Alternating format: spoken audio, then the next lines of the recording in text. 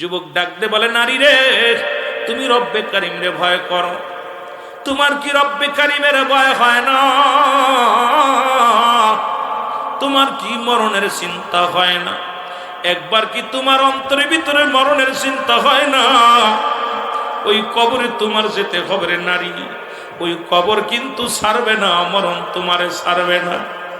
কিন্তু ইহুদি নারী প্রতিনিয়ত যুবককে প্রেমের আলিঙ্গন করলেন, প্রেমের প্রস্তাব দিতে লাগলেন। যুবক প্রতিদিন তারে প্রত্যাখ্যান করলেন। ডাক দে কয়, নারী রে, তুমি মাওলাকে ভয় পাও, যে মাওলা রব্বুল আলামিন তোমারে দুনিয়ায় পাঠাইছে তার গোলামি করার জন্য। নারী রে, তুমি আমার প্রতি আকৃষ্ট হও না, আমার প্রতি তুমি তোমার প্রেম নিবেদন করো না, তুমি সেই মাওলার প্রেম নিবেদন করো যিনি তোমার রব, যিনি তোমার মালিক, যিনি তোমার এত সুন্দর নারী রূপ দিয়া বানাইছে রে নারী। সেই মাওলার প্রেমে তুমি পড়ো। রব্বে কারিম যদি তোমার উপর রাজি হয়ে যায়, রব্বে কারিম যদি তোমার উপরে রাজি হয়ে যায়, খুশি হয়ে যায়, তোমার কপাল খুলে যাবে রে নারী। তুমি আমার প্রতি আকৃষ্ট হও না। জোরে জোরে চিল্লায় বলো আল্লাহু আকবার। এ যুবক, দিলের কান্ডা লাগা শোনো, কারণ আলোচনা হক কথা মজা লাগবে না। আমার দেশের তাফসীর কারকরা মহিলার বডি কেমন, কাপড় কেমনে পড়ে, পায়জামা কেমনে পড়ে, জামা কেমনে পড়ে, তাফসীর নাম দিয়া এইসব ওয়াজ করলে যুবকরা কান খাড়া করে আলোচনা শোনে। ওরে 2 ঘন্টা ওয়াজের ভিতরে 1.5 ঘন্টায় মহিলাদের নোংরামি আলোচনা। কোন মহিলার রূপ কেমনে, কোন মহিলা কেমনে বাসে উঠছে, কোন মহিলা কেমনে পায়জামা পড়ছে, কোন মহিলা কেমনে কথা কয়, ওদের ওয়াজি হলো এটা। এই ওয়াজ নিয়ে আমার যুব সমাজ আজকে নষ্ট হয়ে গেছে। হক কথা শুনতে ভালো লাগবে না, কুরআন হাদিসের কথাগুলো শুনতে ভালো লাগবে না। ভালো লাগবে সুরা যারা আজকে টুকায়ের মতো ঘুরে বেড়ায়, ওই টুকার দলেরা ওই সমস্ত কথা শুনতে তাদের মজা লাগে। আমার দেশে বড় বড় বক্তারা আইয়া ওই মঞ্চের মধ্যে বইয়া তাদের আলোচনায় হলো শুধু অশ্লীল বেহায়াপনা আলোচনা তাদের জবান দিয়ে। এরা মুসলমান কোথায় কোন বক্তা কি করছে, কোথায় কোন মহিলা কি করছে, কোথায় কোন মহিলার কেমনে বডি, কোথায় কোন জেলখানায় কোন নারীকে দেখলে সব হয়, কোন নারীকে দেখলে পারে সুবহানাল্লাহ এত নেকি হয়, এই সমস্ত আলোচনা নিয়ে আমার যুব সমাজগুলো নষ্টের পথে নিয়ে যায়। এদিকে সব ব্যস্ত আছে রে এই টুকাই দলের ছেলেরা। আজকে আল্লাহ আল্লাহ রাসূলের দ্বীনের কথা শোনো, যে কথা শুনলে আল্লাহ রাজি হবে, রাসূল রাজি হবে, সেই আলোচনাগুলো আমাদের করার দরকার, শোনার দরকার। জোরে জোরে চিল্লায় বলা যাবে না, ঠিক কিনা? এবার যুবক কি করলেন? প্রত্যাখ্যান করলেন।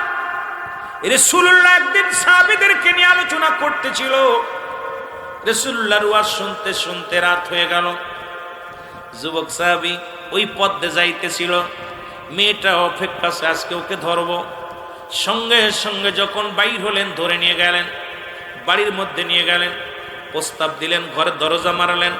মারা পর বললেন, যুবক আমার দিকে তাকায় দেখো, রূপে গুণে কোনো তাই কমতি নাই, চেহারা এত সুন্দর, তুমি যদি আমাকে চাও ভোগ করতে পারো, কোনো জোরাজুরি নাই, তুমি যা চাবে আমার থেকে তাই পাবে। এত সুন্দরী একটা নারী, তোমার প্রতি আকৃষ্ট হয়েছি, তুমি আমার দেহটা ভোগ করো।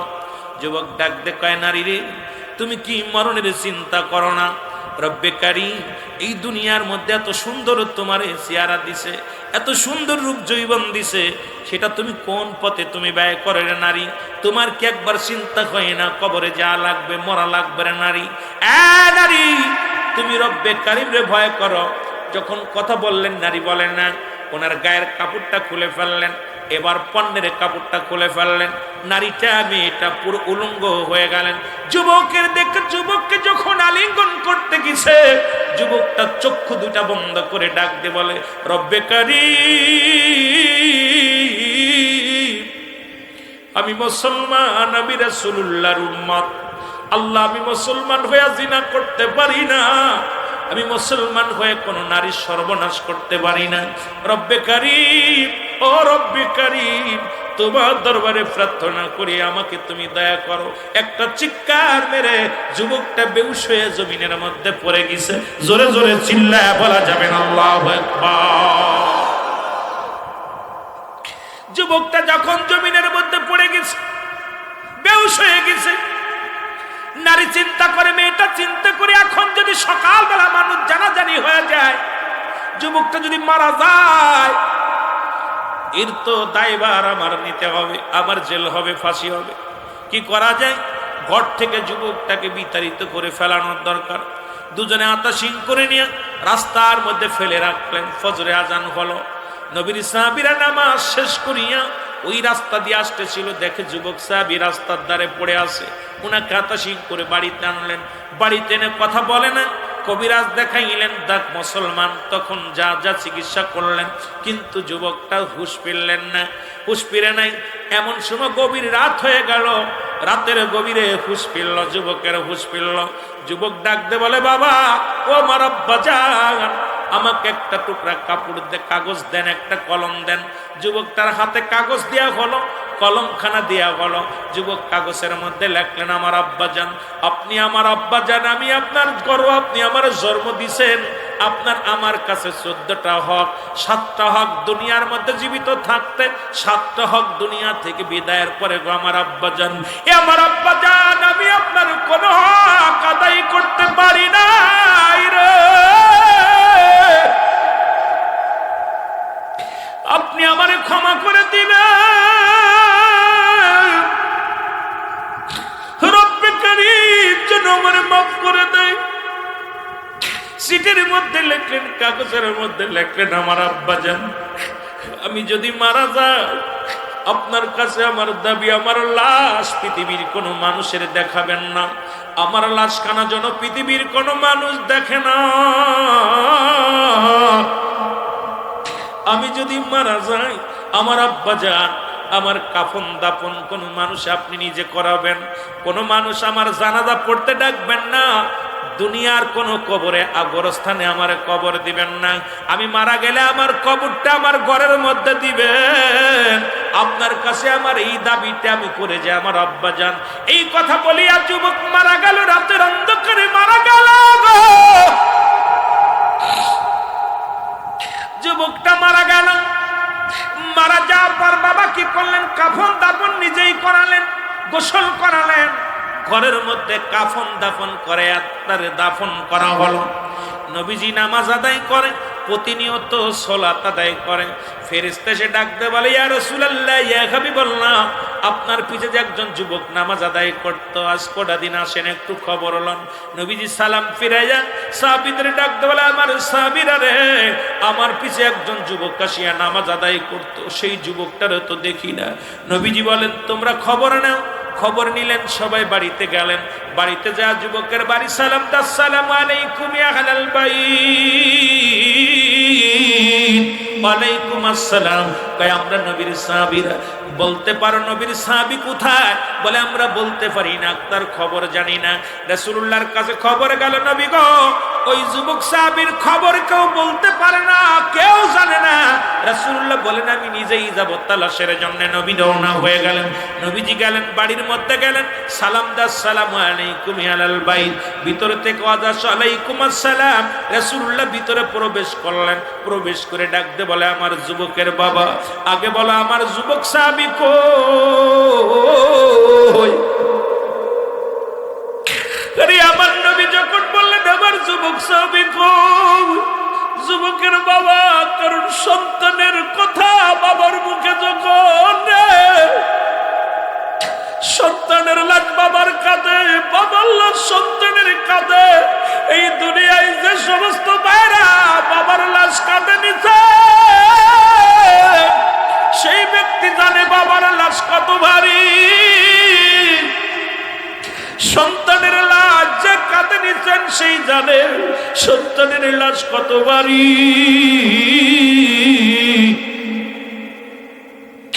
ওই যুবকরে জিগাইলে বলবে, দুনিয়ার মানুষ আসমান জমিনের মধ্যে এত ভারী বস্তু আমার জীবনে আমি গাড়ি নিলে।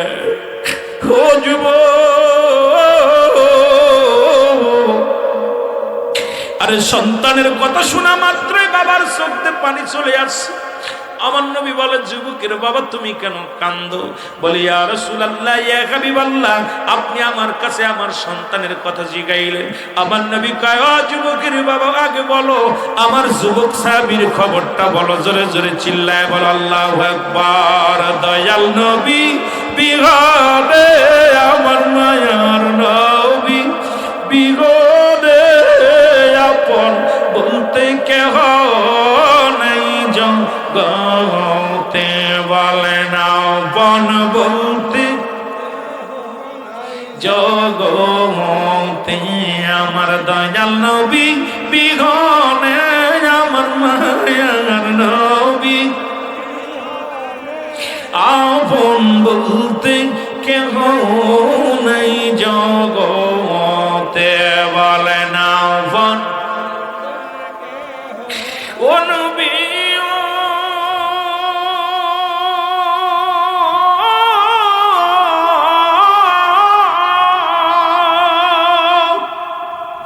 এই সুগডাঙ্গা জেলার আশেক আমি হইয়া প্রেমেতে দিওয়ানা।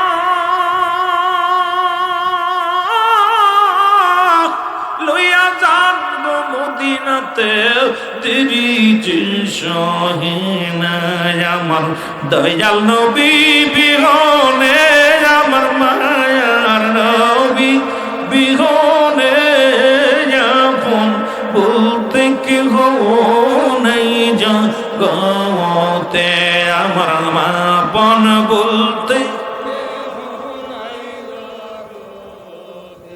আমার নবী ডাকতে বলে, যুবক, ও যুবকের বাবা, তোমার চোখে কেন পানি? বলে, হুজুর সন্তান হারা বেদনা আমি কইতে পারবো না। বলে, তোমার ছেলে কোথায়? বলে, হুজুর আমি কিচ্ছু জানি না। বলে, কিচ্ছু জানি না? রাসূল বলে, যুবকের বাবা রে, তুমি সন্তানের কথা যখন বললাম তোমার চোখ দিয়ে দর দর করে পানি আসলো। তুমি নিশ্চিত জানো তোমার কলিজার টুকরা সন্তান কোথায়? বলে, হুজুর আমি কিচ্ছু বলতে পারবো না, কারণ আমার সন্তানেরা বেদনা আমি সইতে পারি না, আমি কিচ্ছু বলতে পারবো না। রাসূলুল্লাহ নিচের দিকে তাকায় দেখে মাটি ঘরের মধ্যে নতুন একটা কবর খোঁড়া, নতুন মাটি খোঁড়া। নবী বললেন, সাহাবীর বাবা, এই ঘরের মধ্যে কেন নতুন মাটি খোঁড়া? বলে, ইয়া রাসূলুল্লাহ, ইয়া হাবিবাল্লাহ, যেহেতু আপনি জেনেই গেছেন আপনার কাছে আর লুকাবো না, এখানে আর কেউ নয়, ইনি হলো আমার আপনার সেই যুবক সাহাবী, আমার কলিজার টুকরা সন্তান, আমার সন্তানকে আমি করে রাখছি। ইয়া রাসূলুল্লাহ, ইয়া হাবিবাল্লাহ, নবী গো, এই যে নতুন মাটি খোঁড়া দেখেন, এই মাটির মধ্যে চিরতরে বিদায় করে দিছি। জোরে জোরে চিল্লায় বলা যাবে না আল্লাহু আকবার। রাসূলুল্লাহ বলেন, সাহাবীর বাবা কি হয়েছিল বলো? কেন তুমি এখানে দাফন করলে? আমার কেন জানাইলে না? কেন আমার সাহাবীদের খবর দিলে না? আমি কেন জানতে পারলাম না? বলে, নবী গো, আমি কিচ্ছু বলতে পারি না। দাঁড়ান। ভিতর থেকে একখানা চিঠি এনে হাতের মধ্যে দিলেন। বলে, ইয়া রাসূলুল্লাহ, ইয়া হাবিবাল্লাহ, কোনো প্রশ্নের জবাব আমি দিতে পারবো না। এই চিঠি একমাত্র সমাধান দিতে পারে নবী গো, আমার সন্তান মৃত্যুর আগে এই চিঠিখানা লিখে দিয়েছেন। রাসূলুল্লাহ চিঠিখানা হাতের মধ্যে নিলেন, আল্লাহর নবীর কাছে জিবরিল আমিন পাঠিয়ে দিলেন। আল্লাহ রাব্বুল আলামিন বলে, জিবরিল যাও আমার হাবিবরে জানায়া দাও। চিঠির মধ্যে লিখলেন, বাবা গো, ও আমার আব্বা জান, আমি আপনার সন্তান, কলিজার টুকরা সন্তান। 14টা হক আমার কাছে আপনি পান, একটা হক আমি আদায় করতে পারলাম না গো বাবা। বিদায় হয়ে গেলাম, আমি ক্ষমা চাই, আপনি আমারে ক্ষমা করে দিবেন। দ্বিতীয় নাম্বার, যদি আমি মারা যাই পৃথিবীর কোনো মানুষের জানাবেন না, আমার কাফন দাপন নিয়ে যাতে করবেন, কোনো মানুষের ডাকবেন না। আমার আব্বা জান, পৃথিবীর কোনো মানুষ কোথাও গোরস্থানে মাটি দিবেন না, আমার এই ঘরের মধ্যে দাফন করে রাখবেন। এই চিঠিখানা পড়িয়া রাসূলুল্লাহ চোখের পানিগুলো ছেড়ে দিলেন। আমার নবীজি চোখের পানি ছেড়ে কাঁদে। জিবরিল আমিন বলে, নবী গো, আপনার আমি কি বলে সান্ত্বনা দিব? নবী গো, এই যুবকের কি হয়েছে শোনেন। নবী গো, ও নবী, আপনাকে এত ভালোবাসে, ইসলামটা কত ভালোবাসে। রাসূলুল্লাহ বলেন, জিবরিল আমিন বলো। বলে নবী গো, ইসলামটা কত ভালোবাসে। ইসলাম জীবনটা ওই যুবক নিজে কুরবানি হয়ে গেছে, নিজের জীবন দিয়া প্রমাণ করে দিয়ে গেছে সে একজন মুসলমান। জীবন দিয়া গেছে, জিনা করে নাই, জীবনের বিনিময় হলেও পৃথিবীর কোনো অন্যায় কাজে লিপ্ত হয় নাই। যুবক যুবতীরা শুনে নাও, রাসূলের সাহাবীদের জীবনটা শুনে নাও। নবীজিকে জিবরিল আমিন বললেন, ইয়া রাসূলুল্লাহ, ইয়া হাবিবাল্লাহ, ওই পাশের সুন্দরী নারী তাকে ব্ল্যাকমেল করেছিল। নবী গো, ওই যুবক যখন ওই ঘরের মধ্যে বেহুশ হয়ে যায়, ওখান থেকে ওই নারী ওকে রাস্তার মধ্যে ফেলে দিয়ে যায়। কারণ নবীজি, ও নবী, আপনার যুবক সাহাবী মনে করছে হয়তো সেই নারীর ঘর থেকে তাকে উদ্ধার করেছে। যখন তাকে কবরে দেওয়া হবে, মানুষ বলবে ওই ছেলেটা ওই নারীর ঘরে যে ধরা পড়ছে, ওই না কোথায় ইসলামের কলঙ্ক হবে, মুসলমানদের কলঙ্ক হবে। ইয়া রাসূলুল্লাহ, ইয়া হাবিবাল্লাহ, এই জন্য সে বলেছে সে যেন কোনো গোরস্থানে তারে মাটি না দেয়, কারণ পৃথিবীর কোনো মানুষ যেন না জানে। মানুষ বলবে এই ছেলেটা জিনা করতে যে ধরা পড়ে মারা গেছে, ইসলামের কলঙ্ক হবে। আপনার নবী গো, আপনার কলঙ্ক হবে। এই কারণে সে জীবন করে এত ভয় পেয়েছে, ইসলামটাকে এত ভালোবাসে। কারণ আল্লাহ বলে, ইয়া আইয়ুহাল্লাযীনা আমানু, হে ঈমানদারেরা, বিশ্বাসীরা শোনো। আল্লাহ যদি বলতে ইয়া আইয়ুহান নাস, ও ঈমানদারেরা, মানুষেরা শোনো। আল্লাহ কি ঈমানদারেরা, বিশ্বাসীরা শোনো। আদখুলু ফিস সিলমি কাফা, পরিপূর্ণভাবে প্রবেশ করে ইসলামের মধ্যে। এখন ইসলামের আবিধানিক শাব্দিক অর্থ হলো 80 থেকে 82টা। যারা তাফসীর করে তাদেরকে বলবেন, হুজুর এক আয়াতের তাফসীর করেন, অন্য জায়গা যাওয়া লাগবে না। যে সমস্ত মুফাসসিরিন, যে সমস্ত মুফতি সাহেবরা ফতোয়া দিতে চায়, যারা বলে আমরা তাফসীর কারণ, ওই বক্তা আসলে বলবেন এই একটা আয়াতের তাফসীর করেন। ইসলাম শব্দের অর্থ হলো আত্মসমর্পণ।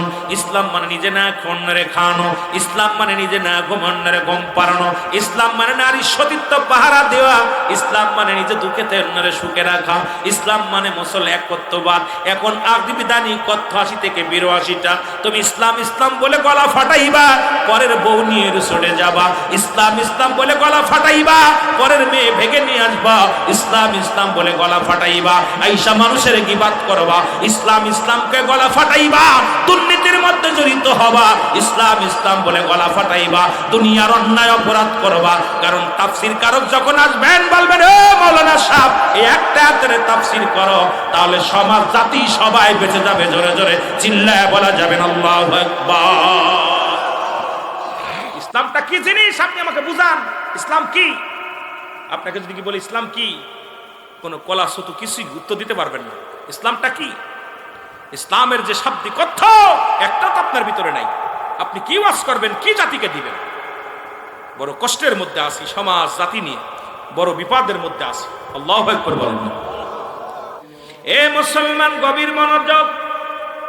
আল্লাহুম্মা সাল্লি আলা সাইয়্যিদিনা মাওলানা মুহাম্মদ দুরূদ পড়লে বর্তমান যুগের আলেমদের সুলকানি হয়, কিন্তু দুরূদ ইব্রাহিম কোন কিতাবের মধ্যে আছে দেখতে চাই। মুসলমান শুনে নাও, তিরমিজি শরীফের 2য় খণ্ড 203 নম্বর পৃষ্ঠা 2 নম্বর লাইনের মধ্যে 2 নম্বর লাইনটা খুঁজে দেখবেন। ও মুসলমান, তিরমিজি শরীফ 2য় খণ্ড খুঁজবেন। আমরা যে দুরূদ পড়ি, কয় দুরূদের কোনো দলিল নেই। আমি জানতে চাই মাহফিলে বসে এমন কোন পণ্ডিত যদি থাকেন, এই দুরূদ ইব্রাহিম কোন কিতাবের মধ্যে আছে জানতে চাই। কিন্তু আমরা যে দুরূদ শরীফ পড়ি, এই দুরূদের দলিল একাধিক কিতাবের মধ্যে আছে, আমরা প্রমাণ করে দিয়ে যাব। জোরে জোরে চিল্লায়া বলা যাবে না আল্লাহু আকবার।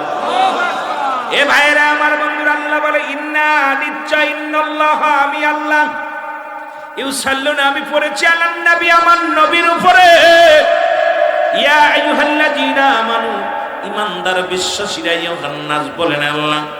আল্লাহ বলে ঈমানদারেরা, বিশ্বাসীরা, সাল্লু আলাইহি ওয়া সাল্লিমু তাসলিমা, দুরূদ সালাম পাঠ করো আমার নবীর উপরে। কার উপরে? যারা বলেন কার উপরে? 2টা কায়দা, একটা হলো তাসলিমান, তাজিমান। তাসলিমান তাকিদ দিছে আল্লাহ রাব্বুল আলামিন পড়ার জন্য, কাদেরকে? ইমানদারদের। কোনো মানুষের বলে নাই, কেষ্টপুরের মানুষের বলে নাই, চুয়াডাঙ্গার মানুষের বলে নাই, মুসলমান আলমডাঙ্গার মানুষদের বলে নাই। আল্লাহ বলে ইমানদারেরা, বিশ্বাসীরা। একটা হলো তসলিমা, তাগিদ দিছি পড়ার জন্য, আর একটা হলো তাজিমান, সম্মানের সঙ্গে। আবার মুসলমান বাবারা, এই দুরূদটা পড়বে একমাত্র ইমানদারেরা। জোরে জোরে চিল্লায় বলেন মারহাবা। আমার ভাইরা, আমার বন্ধুরা, আমার এই দুরূদের ফজিলাত সম্পর্কে যারা তাবলীগ জামাত করেন, তাবলীগ জামাত যারা মসজিদে চিল্লা দেন, গ্রাম থেকে চিল্লা দেন, এ আমার বাবারা, যারা কিতাবখানা, তাদের একখানা কিতাব আছে, কিতাবের নাম হলো ফাজাইলে দুরূদ। দুরূদ শরীফের ফজিলত সম্পর্কে বর্ণনা করেছেন, রাসূলুল্লাহর উপরে একবার যদি কোনো ব্যক্তি দুরূদ পড়ে, সঙ্গে সঙ্গে তার আমলনামা থেকে 10টা গুনাহ মাফ হয়ে যায়। জোরে বলেন আর একটু জোরে। রাসূলুল্লাহর উপরে যদি কোনো ব্যক্তি একবার দুরূদ পড়ে, সঙ্গে সঙ্গে তার আমলনামায় 10টা নেকিও হাসিল হয়। আস্তে আস্তে না, জোরে কইতেন। রাসূলুল্লাহর উপরে যদি কোনো ব্যক্তি দুরূদ শরীফ পড়ে, 10টা পুরস্কার ইয়াউমাল কিয়ামতের ময়দানে দান করবে আমার আল্লাহ। রাসূলুল্লাহর উপরে যদি কোনো ব্যক্তি দুরূদ পড়ে, স্বয়ং আল্লাহ রাব্বুল আলামিন খুশি হয়ে যায়। নবীর উপরে যদি কোনো ব্যক্তি দুরূদ পড়ে, সঙ্গে সঙ্গে মুসলমান শুনে নেন, আল্লাহ রাব্বুল আলামিন শুধু নয়, রাহমাতুল লিল আলামিন নিজেই খুশি হয়ে যায়। রাসূলুল্লাহর উপরে যদি কোনো ব্যক্তি দুরূদ পড়ে, আমার মুসলমান ফেরেশতা মণ্ডলী খুশি হয়ে যায়। এখন যারা কওমি অঙ্গনের আলেম আছেন, যারা এক কথায় শুনে নেন, কওমি অঙ্গনের একখানা কিতাব, কিতাবের নাম ফতোয়ায়ে দেওবন্দ। যদি কারোর কাছে টাকা থাকে, পৃষ্ঠা গণবেন, নাম্বার গণবেন মুসলমান। যেহেতু আমি ভাবে আলোচনা করার পক্ষেও না, তবে আমাকে একটু বলেছে, ভাই দুরূদ শরীফ নিয়ে একটু ঝামেলা আছে, একটু কথা বলবেন, কারণ এটা আমাদের জানানোর দরকার। বাবারা আমার, গভীর মনোযোগ, যে কথাগুলো শুনে নেন। যারা এটা কওমি অঙ্গনের আলেম, কওমি অঙ্গনের কিতাব, কিতাবের নাম ফতোয়ায়ে দেওবন্দ, লেখক হচ্ছে মুফতি শফিক আহমেদ। তার ফতোয়ায়ে দেওবন্দের মধ্যে 2য় খণ্ড 33 নম্বর পৃষ্ঠা। যদি হ্যাডাম থাকে কিতাব খুলবেন, পৃষ্ঠা গুনবেন, না পাইলে শোফেন ধরবেন। মুসলমান শুনে নেন, আহলে সুন্নাত ওয়াল জামাতের আকীদা হলো ওই নবীর উপরে জীবনে একবার দুরূদ শরীফ পড়া ফরজ, একাধিকবার পড়া সুন্নাত। যতবার পড়বেন মুস্তাহাব আমল। জোরে জোরে চিল্লায় বলেন মারহাবা। এখন আমরা পড়ব কি পড়ব না? জোরে বলেন, পড়ব কি পড়ব না? আরো জোরে বলেন, পড়ব কি পড়বে না? দুরূদ শরীফ পড়ে কে? ভয় পাননি? কে পড়ে? কার উপরে? জোরে বলেন, কার উপরে? আস্তে কইবেন না জোরে কইবেন? আল্লাহ বলে, ইন্না, নিশ্চয়, নিশ্চিন্নাল্লাহ, আমি আল্লাহ, ইউসাল্লুনা, আমি পড়েছি, আলান নবী, আমার নবীর উপরে। এখন ইয়া আইয়ুহাল্লাযীনা আমানু, একমাত্র দুরূদ শরীফ পড়বে কারা? ঈমানদারেরা। এখন আপনাদের কাছে আমি জানতে চাই, যে কাজটা করলে আমার আল্লাহ রাব্বুল আলামিন খুশি হয়, সেই কাজটা করলে চুয়াডাঙ্গা জেলার কিছু আলেমরা বেজার হয়। আমি জানতে চাই আপনাদের কাছে, চুয়াডাঙ্গা জেলার মৌলবীদের বেজার করবেন নাকি আল্লাহরে বেজার করবেন? আপনি কি মৌলবীরে বেজার করবেন না আল্লাহরে বেজার করবেন? তোর দরকার নাই, চলে যায়। ইমামতির দরকার নাই, ফিতনা বাতাস না সমাজের মধ্যে, ঠিক কিনা? যে কাজ করলে নবীজি খুশি হয়, সেই কাজ করলে বর্তমান কিছু আলেমরা বেজার হয়। আমি জানতে চাই, আলেমরে বেজার করবেন না নবীরে বেজার করবেন?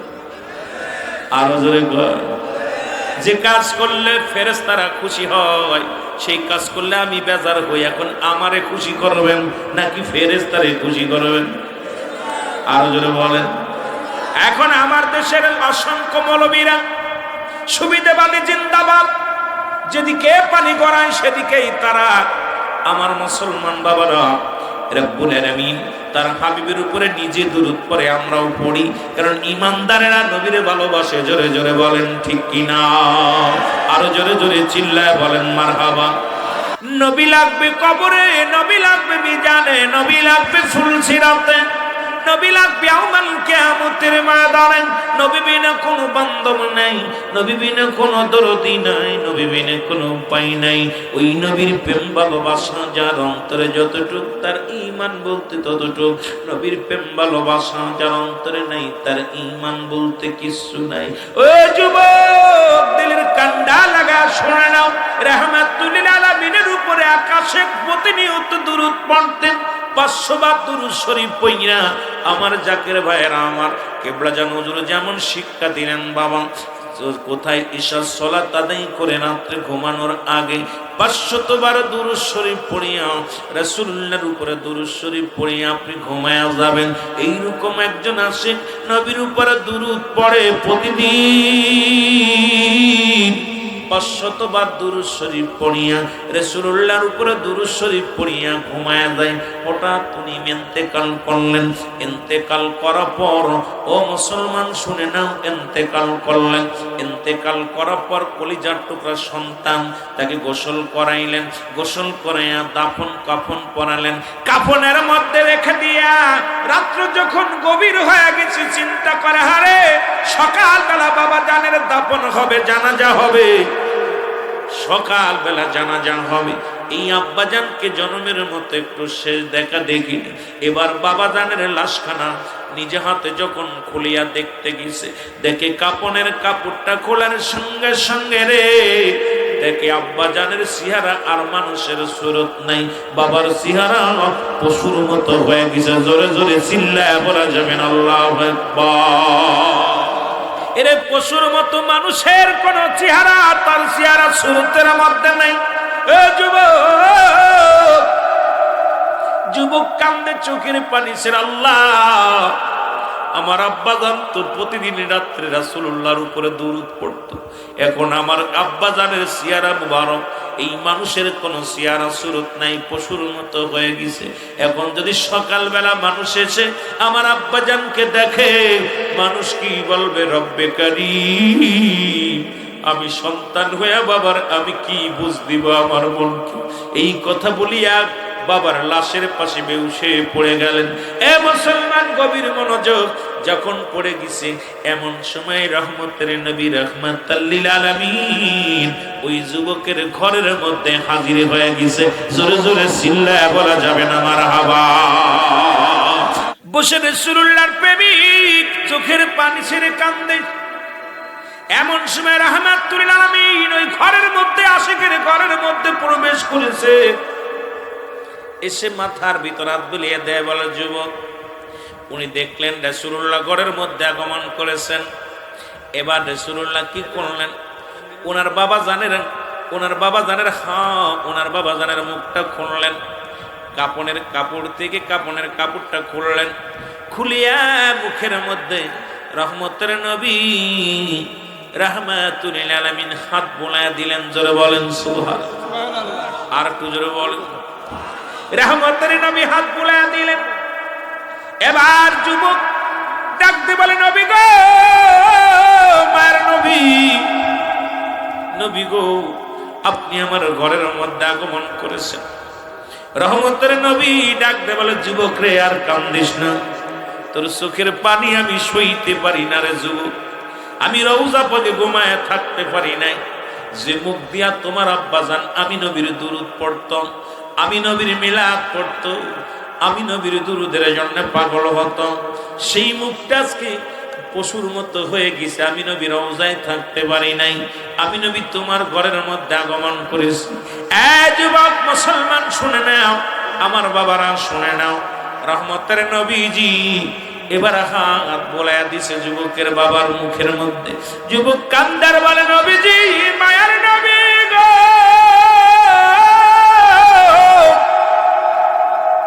স্বপ্নের মধ্যে চিৎকার মেরে কান্দে, নবী গো, আমি আমার বাবা জানের মুখ এরকম দেখেছি। নবীজি বলে, যুবক রে, তোমার বাবার মুখটা তুমি আবার খুলে দেখো, তোমার বাবা জানের মুখ আর সেই রকম নাই। ও যুবক, আমি নবী রওজা থেকে এসে তোমার বাবার মুখের মধ্যে হাত বুলিয়ে দিছি।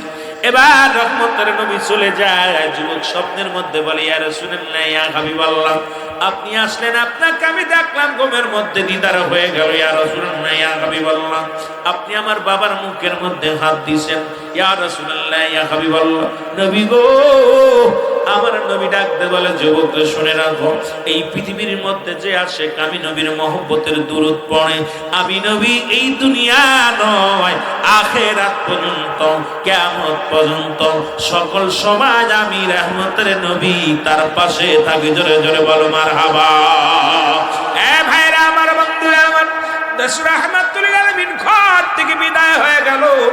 যুবক এইবার আব্বা জানেন, ওনার বাবা জানেন, মুখটা খুললেন, খুলে তাকায় দেখে, এবারে দেখলেন ওই মুখের মধ্যে নূরের ঝলক, এত সুন্দর নূরের জ্যোতি, মুখের ভিতর থেকে আমার মুসলমান দেখা যায়, নূরের ঝলমল মুখখানা হয়ে গেছে। যুবক একটা চিৎকার মেরে কাঁদে, ইয়া রাসূলুল্লাহ, ইয়া হাবিবাল্লাহ, নবী গো, ও মায়ের নবী, আপনার উপরে দুরূদ ও সালাম পাঠ করার কারণে আমার আব্বা জানের মুখের জ্যোতিময় নূরময় নূরের ঝলক ঝলমল করা শুরু করেছে। ইয়া রাসূলুল্লাহ, ইয়া হাবিবাল্লাহ, এই আমলটা আমি কোনদিন আর ছাড়ব না, যতদিন পর্যন্ত দুনিয়ার মধ্যে বেঁচে থাকি। নবী গো, আপনার প্রেমের মালা, আপনার প্রেমের দুরূদ আমি পাঠ করব। আর সেই দুরূদ নিয়ে বর্তমান যুগের আলেমরা ব্যঙ্গ করে, বর্তমান যুগের আলেমরা সেই দুরূদ নিয়ে, নবীজির মিলাদ শরীফ নিয়ে যারা ব্যঙ্গ করে, আমি মনে করি এদের মতো মুনাফিক আর দুনিয়ার মধ্যে কেউ নাই। জোরে জোরে বলেন ঠিক কিনা? সেই শরীফের মধ্যে যাদের বাড়িতে আছে মুসলমান শুনে নাও, প্রথম খণ্ড 145 নম্বর পৃষ্ঠা, 145 নম্বর পৃষ্ঠা, 4 নম্বর কলমের মধ্যে, 4 নম্বর লাইনের মধ্যে রাসূলের উপরে দুরূদ ও সালাম, এই যে আল্লাহুম্মা সাল্লি আলা সাইয়্যিদিনা মাওলানা মুহাম্মদ দুরূদ পড়ি। কই এই দুরূদ কোথাও পাইলাম না, খালি দুরূদ ইব্রাহিম পাইলাম। মুন্সি সাহেব, আমি কই মুন্সি সাহেব একটা কিতাব দেখাও, কারণ কিতাব তো দেখাইতে পারবা না জীবন ভরে। তাহলে রাসূলকে নিয়ে যে নবী লাগবে কবরে, যে নবী লাগবে মিজানে, যে নবী লাগবে ফুলসিরাতে, এখনো তোমরা সেই ব্রিটিশ আমলের পড়ে আসো রাসূলকে বাদ দিয়া। কারণ নবীর বাদ দিয়া এই দুনিয়ার মধ্যে অন্য কাউকে তোমরা উপাসনা করো, তোমার মতো গবেট, তোমার মতো গাদার দুনিয়ার মধ্যে নাই। কারণ নবী বিনে কোনো বান্ধব নাই, নবী বিনে কোনো দরদি নাই, নবী বিনে কোনো উপায় নাই। সেই নবীর ভালোবাসা আমরা চাই কি চাই না? আর একটু জোরে জোরে চিল্লায়া বলেন, চাই কি চাই না? এ মুসলমান, গভীর মনোযোগ, ও গভীর মনোযোগ মুসলমান, এ মুসলমান শুনে নাও, শুনে নাও। এ আমার বাবারা আমার, আমি আপনাদের কাছে অনুরোধ করে যাব, এই রাসূলের দুরূদ শরীফ নিয়ে ব্যঙ্গ করে না, রাসূলকে নিয়ে কটূক্ত করো না। কারণ নবীজি বিনে কোনো বান্ধব পাবি না বিপদের দিনে, নবী বিনে কোনো উপায় থাকবে না যেদিন। নবী লাগবে কবরে, যখন কবরে শোয়া দিবি, কবরে শোয়ানোর পর ওই কবরের মধ্যে যখন শোয়া দেয়, সবাই আলেম ওলামা বুকের মধ্যে হাত দিয়ে একটা দোয়া পড়ে। দোয়াটা জানা আছে কিনা? বিসমিল্লাহি আলা মিল্লাতি রাসূলুল্লাহ, রাসূলুল্লাহ। আমার মুসলমান রাসূলের মিল্লাতে, মিল্লাত শব্দের অর্থ হলো দল। কার দল? রাসূলুল্লাহর দল ভক্ত রাখো। আর সারা জীবন তুমি দুরূদ ইব্রাহিম পড়লা, ইব্রাহিম নবীর মিল্লাতে রাখবা না তোমার লাশখানা। কারণ আমার নবীর দুরূদি যদি তোমার কাছে মুসলমান, এর দুরূদ ইব্রাহিম হলো নামাজের দুরূদ, সেই নামাজের দুরূদ যদি তুমি মিলাদ শরীফে আনো, তোমার মতো গাধা দুনিয়ার মধ্যে কেউ নাই। জোরে জোরে চিল্লায়া বলা যাবে না, ঠিক কিনা? এখন বলেন হুজুর মিলাদ জায়েজ নাই, এটা আরেকটা গাধা। মিলাদ শব্দের অর্থ হলো জন্ম, মিলাদ, মিলাদ শব্দের অর্থ হলো জন্ম। সুতরাং যে মৌলবী কয় মিলাদ নাই, ওইটা নিজেরই জন্ম অস্বীকার করেন। মিলাদ একমাত্র নাই আমার আল্লাহর, মিলাদ আছে আমার নবীজির। মিলাদ আছে কার? জোরে বলেন, মিলাদ নাই কার? আল্লাহ। আরো জোরে বলেন, কার নাই? আরো জোরে। মিলাদ নাই কার? গরু ছাগলের মিলাদ আছে, কারণ মিলাদ শব্দের অর্থ হলো জন্ম বৃত্তান্ত। এখন মৌলবী তো মিলাদ বললেই চুলকানি রোগ হয়, আসলে মিলাদের আবিধানিক অর্থ হলো মুসলমান মিলাদুন নবী, মিলাদ শব্দের অর্থ হলো জন্ম বৃত্তান্ত। আমার নবীর মিলাদ অস্বীকার করার মতো ক্ষমতা কারণ নাই। 570 খ্রিস্টাব্দে দুনিয়ার মধ্যে আগমন করেছে। এই দুনিয়ার মধ্যে বাবার নাম আব্দুল্লাহ, আব্দুল মুত্তালিব, দাদার বাবার নাম আব্দুল কি মুসলমান, নবীর বাবার নাম আব্দুল্লাহ, মার নাম আমেনা, নবীর দাদার নাম আব্দুল মুত্তালিব, দাদির নাম ফাতিমা, নবীর দাদার নাম আব্দুল মুত্তালিব, নবীর দাদির নাম ফাতেমা, নবীর নানার নাম মুহাজ্জরি, নানির নাম বাররা, নবীর বংশ হলো কুরাইশ বংশ। এখন আল্লাহর বংশের পরিচয় আমি জানতে চাই, আল্লাহর বাবার নাম কি, আল্লাহর মার নাম কি, আল্লাহর দাদার নাম কি একটু জানতে চাই। কেউ পারবেননি? মিলাদ নাই কেমনে বলে আমার আল্লাহ প্রমাণ করে দেয়, বলেন বিসমিল্লাহির রাহমানির রাহিম। কুল হুয়াল্লাহু আহাদ, আল্লাহুস সামাদ, লাম ইয়ালিদ ওয়া লাম ইউলাদ, লাম ইয়ালিদ ওয়া লাম ইউলাদ ওয়া লাম ইয়াকুন লাহু কুফুয়ান আহাদ। জোরে জোরে চিল্লায়া বলা যাবে না আল্লাহু আকবার। আল্লাহ কয় ডাক দেখ, আল্লাহ আল্লাহ আমি আল্লাহ এক, আমি কাউরে জন্ম দিই নাই, কারো থেকে জন্ম নিই নাই। সুতরাং রাসূলুল্লাহ জন্ম নিছে, রাসূলের বাবা ছিল, মা ছিল। আল্লাহর জন্ম নাই, নবীর জন্ম আছে। কথা কন, কথা কন। ওদের জন্য বেশি বাড়াবাড়ি করা লাগতো না, ওদের জন্য এই কিতাবই যথেষ্ট, সূরা ইখলাসই যথেষ্ট। আল্লাহ কয় হাবিব আপনি জানিয়ে দেন আমি আল্লাহ কাউরে জন্ম দিই নাই, কারো থেকে জন্ম নিই নাই। আসমান জমিনের মধ্যে আমার সমতুল্য সমকক্ষ আর কেউ নয়। সারা পৃথিবী আমার মুকাফিক্কি, আমি কারোর মুকাফিক্কি নয়। সুতরাং আমার নবীজির বাবা ছিল, মা ছিল, বংশ পরিচয় ছিল, দাদা ছিল, সব কিছু ছিল। সুতরাং নবীর মিলাদ আছে, আল্লাহর মিলাদ নাই। সুতরাং যে মৌলবী কয় মিলাদ তার মৌলবীর মিলাদ আছে, বুঝার অভাব। জোরে জোরে চিল্লায় বলেন ঠিক কিনা? আবার মুনাজাত এখন দেখি নামাজ শেষ করে কয় মুনাজাত করা যাবে না, ঠিক কিনা? ঠিক কিনা? আর একটু জোরে বলে। ওদের জন্য এক নম্বর কিতাব বাতিলদের কিতাব, ওহাবীদের কিতাব, যাদের কিতাবের নাম হলো ফতোয়ায়ে দেওবন্দ, মুফতি শফিক আহমেদের লেখা প্রথম খণ্ড 22 নম্বর পৃষ্ঠা।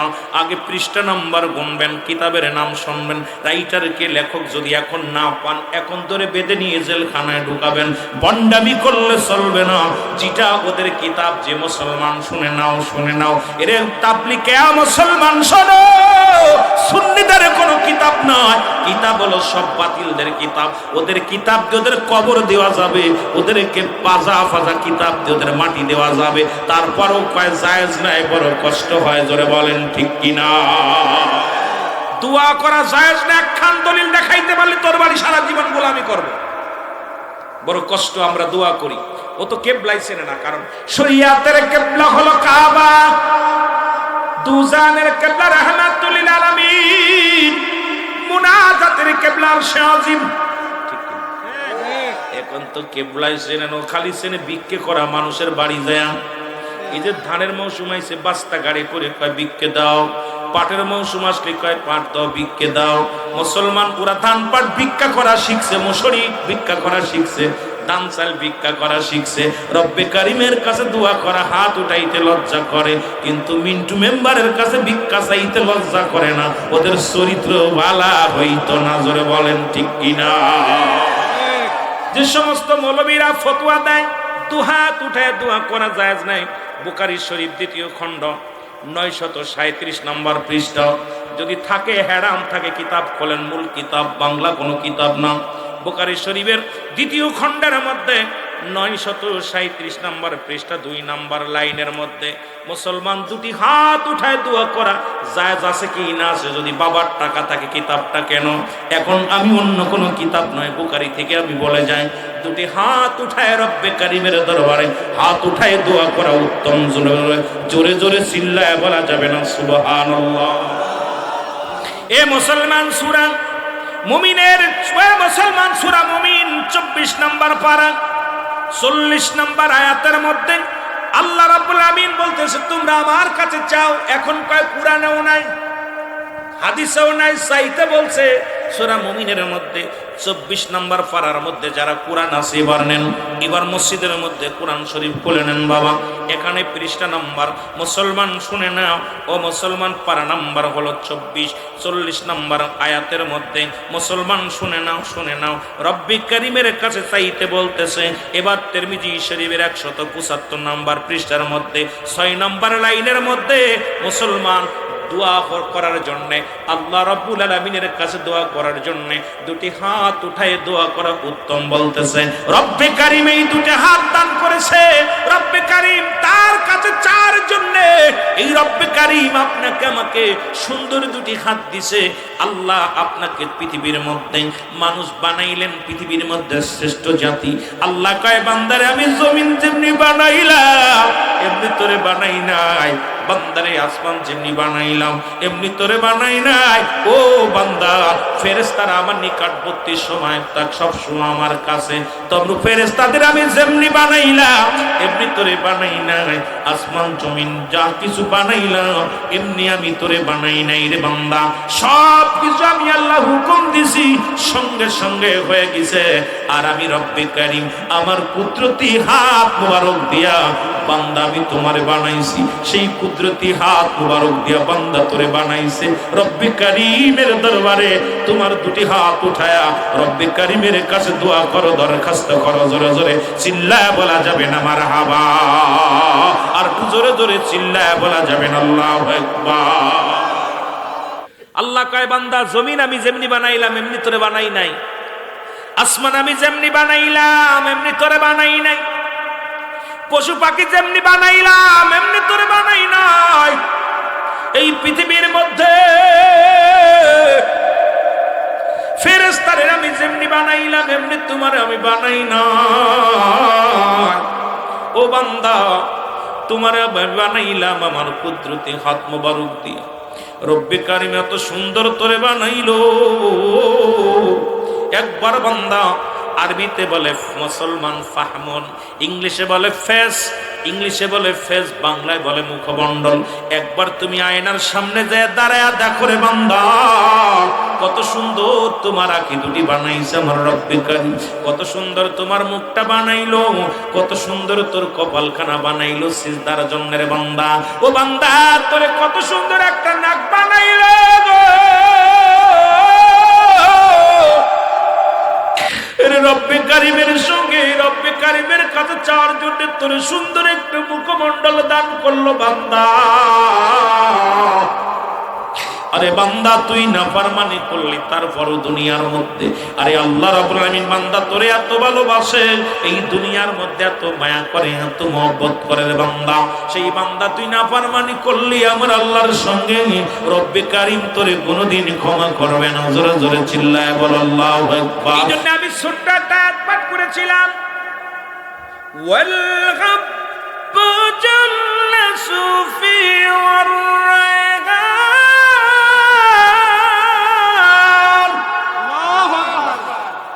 فبأي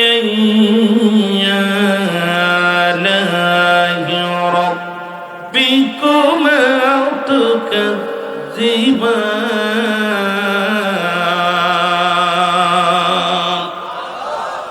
যত ফল মানুষের খাবার দ্রব্য, খাদ্য দ্রব্য, আজকে দেখলাম ভেজাল মুক্ত চলতেছে আমাদের দেশে। কিছু আমাদের ম্যাজিস্ট্রেট নামছে ভেজাল দ্রব্য যাচাই বাছাই করার জন্য। আপনাদের আজকে চুয়াডাঙ্গা এসেছিল, এইরকম প্রতিটা জেলা শহরে ম্যাজিস্ট্রেট শুরু করছে ভেজাল দ্রব্য মাল ধরার জন্য। তো এখন কোরআন বলতেছে ভেজাল ধরছে, আমার কথা না, কোরআন বলতেছে। আল্লাহ বলেন, হ্যাঁ আল্লাহ ডাকতে বলে বান্দা, পৃথিবীর মধ্যে যত খাবার দ্রব্য, খাবার যত ফল আমি আল্লাহ রাব্বুল আলামিন দান করলাম। কোরআন বলতেছে আমাদের খাদ্য অধিদপ্তর নয়, প্রধানমন্ত্রী নয়, মেম্বার সাহেব নয়, এমপি সাহেব নয়, পবিত্র কালামুল্লাহ শরীফের মধ্যে আল্লাহ ডাক দে কয় বান্দা, পৃথিবীর মধ্যে যত খাবার, খাবার জাতীয় যত ফল আমি আল্লাহ দান করলাম, প্রতিটা ফলের উপরে আমি আল্লাহ কাবার লাগায়া দিলাম। সুবহানাল্লাহ। কার ঘোষণা? কার ঘোষণা? তাফসীর শুনেন আল্লাহ কি পাইবার কোরআন থেকে বলতেছে আল্লাহ ডাইরেক্ট। আল্লাহ কয় বান্দা কুরআনুল কারীমের মধ্যে রব্বে কারীম ডাকতে বলেন বান্দারে এই পৃথিবীর মধ্যে যত ফল যত ফুল আমি ফল আর ফুল দান করেছি বান্দার জন্য, এই বান্দাগুলো যত ফল খাবে প্রতিটা ফলের উপরে আমি আল্লাহ কাবার লাগায় দিলাম। ধান, আম, জাম, কাঁঠাল, লিচু, কদবেল, পেয়ারা যত ফল আছে প্রতিটা ফলের উপরে আমি খোসা দান করেছি। ধানের উপরেও খোসা আছে, গমের উপরেও খোসা আছে, কাঁঠালের উপরে খোসা আছে, আমের উপরে খোসা আছে, যাতে করে কোনো ফরমালিন না দিতে পারে, বান্দার দেহে কোনো রোগ ছড়াইতে না পারে। জাহাঙ্গীর ডাক্তারের মতো কোনো ডাক্তার লাগবে না, রব্বে কারীম ডাক্তারের ডাক্তার। কারণ যাতে করে কোনো পয়জন না খাবারের মধ্যে ঢুকতে পারে, যাতে ফুড পয়জন না ঢুকতে পারে, বান্দার পেটে যেন পয়জন না ঢোকে। এই জন্য রব্বে কারীম প্রতিটা খাবার দ্রব্য জিনিসের উপরে কাবার লাগা দিছে। আল্লাহ কয় বান্দা আর যত ফুল আমি দান করলাম এই ফুলের মধ্যে একটা আমি কাবার দিই নাই, খোসা দিই নাই।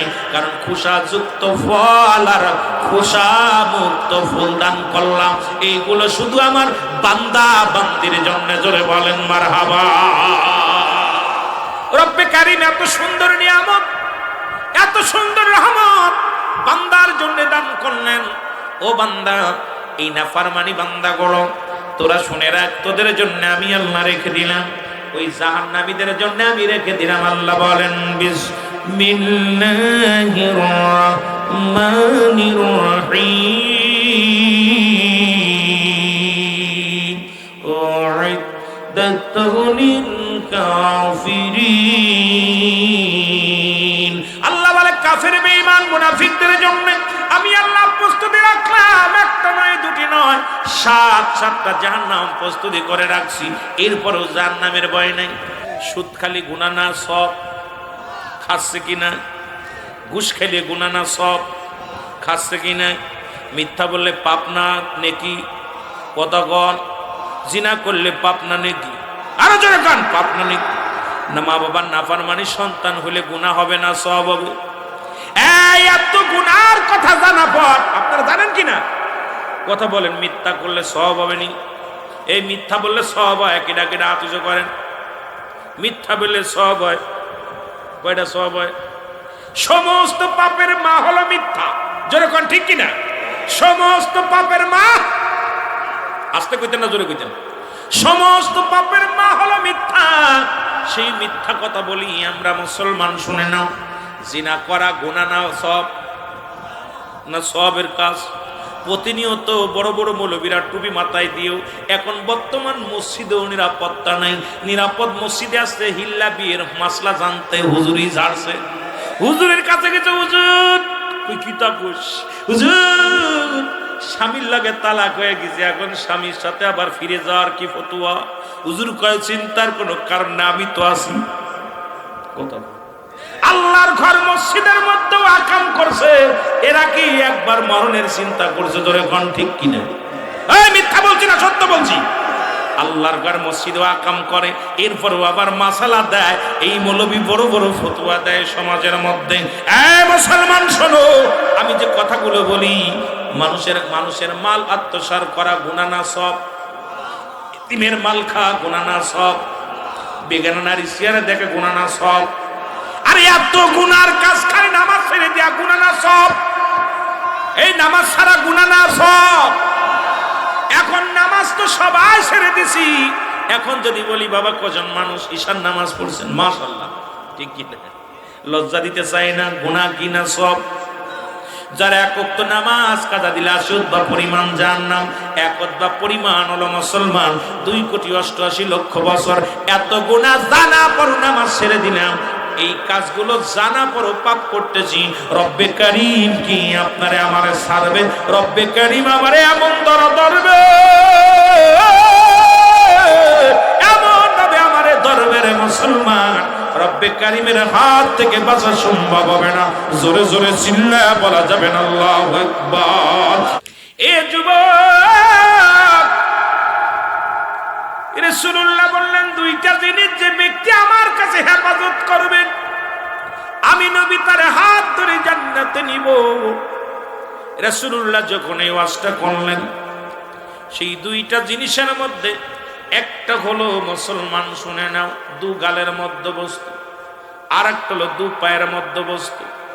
একটা হলো জিহ্বা, এই মুখ দিয়ে কাউকে গালি দিও না, এই মুখ দিয়ে কাউরে কষ্ট দিও না, এই মুখ দিয়ে গাঁজা খেও না, মদ খেও না, এই মুখ দিয়া তোমরা তো কি করো, মুখ দিয়া নাপাক জিনিস বক্ষণ করো না। আর দু পায়ের মধ্যবস্তু একটা স্ত্রীলিঙ্গ পুরুষলিঙ্গ, একমাত্র স্বামী স্ত্রী ব্যতীত কোথাও অপচয় করবা না। আল্লাহর কসম করে বলি, রাসূলুল্লাহ বলছে যে সমস্ত নারী পুরুষ এই দু পায়ের মধ্যবস্তুটা হেফাজত করতে পারবে, একমাত্র স্বামী ব্যতীত, একমাত্র স্ত্রী ব্যতীত অন্য কোন পুরুষের কাছে যায় নাই, অন্য কোন নারীর কাছে যায় নাই।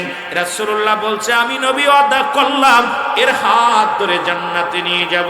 এখন আমার দেশে মারেফাতের ভান্ডার মৌলবীরা, আমার দেশের কিছু মৌলবীরা মারেফাতের ভান্ডার, কিছু নেতারাও মারেফাতের ভান্ডার। এ আলেম ওলামা শুনে নাও, যদি মারেফাতের ভান্ডার হয়, তোমার বিবি যদি আমার জন্য বৈধ হয়, তোমার দেখা না আমার জন্য বৈধ হবে না। আগে ওই হুজুরের কাছে জানতে চাই আমি, তুমি কোনজন ফতুয়ায়, তুমি যে ফতোয়ায় আমার বিবিটারে জায়েজ করে নিলা, তোমার বিবিটা কেন আমার জন্য জায়েজ হবে না?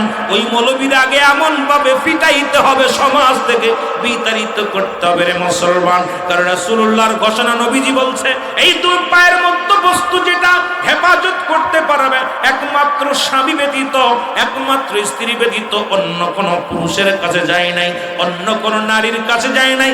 আমি নবী ওয়াদা করলাম ওই ব্যক্তিকে আমি নবী হাত ধরে জান্নাতে নিয়ে যাব। জোরে জোরে চিল্লায় বলা যাবে না মারহাবা? কে কে যাইতে চান জান্নাতে একটু হাত দুটা না তুলে দেখাও। নারে তাকবীর, নারে রিসালাত। এ নবী মুহাম্মদ সাল্লাল্লাহু আলাইহি,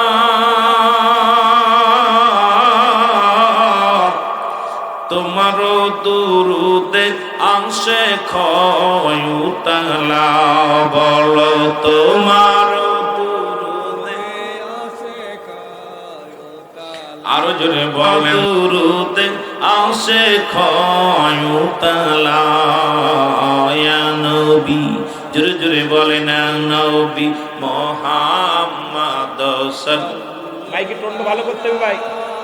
এরে তোমার দুরুদে আসে খয়ুতালা, বলেন তোমার দুরুদে আসে খয়ুতালা, তোমার দুরুদ পড়ে আমার আল্লাহ তাআলা,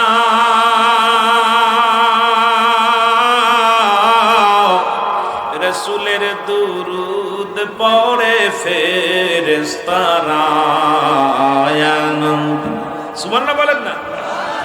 নবীজির দুরুদ পড়ে আল্লাহ তাআলা,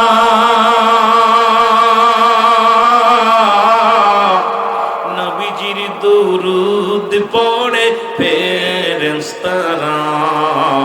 ইয়া নবী মহব্বতে, এ নবী মুহাম্মদ সাল্লাল্লাহু, ওগো আপনার দুরুদে আসে খয়ুতালা, বলেন আপনার দুরুদে আসে খয়ুতালা, ওরে যখনই মনে পড়ে নবী কামলিওয়ালা,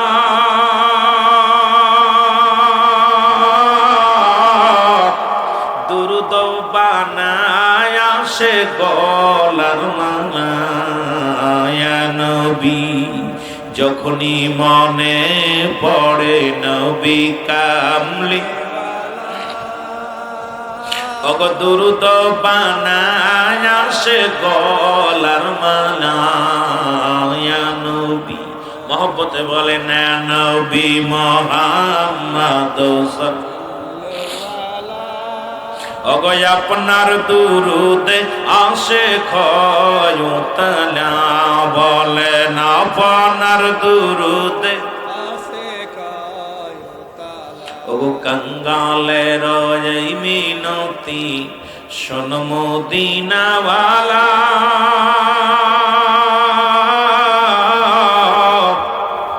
ওগো সুডাঙ্গা কাজিলার এই মিনতি শোন মদিনাওয়ালা,